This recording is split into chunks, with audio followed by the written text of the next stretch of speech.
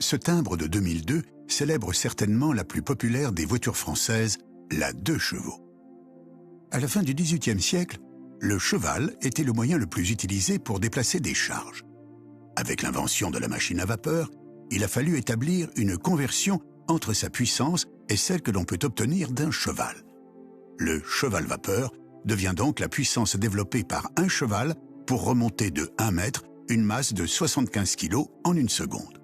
Aussi, lorsque les moteurs à vapeur commenceront à remplacer les chevaux, leur puissance sera exprimée en chevaux-vapeur, unité de mesure encore utilisée de nos jours. La Dedeuche tient donc son nom de la puissance administrative de son moteur de 2 chevaux. Mais c'est sous le nom de code TPV, pour toute petite voiture, que le premier prototype voit le jour en 1937.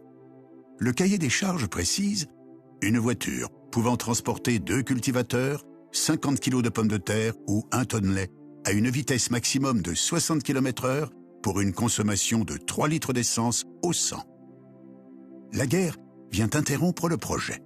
Le prototype est d'ailleurs caché aux Allemands afin d'éviter toute copie.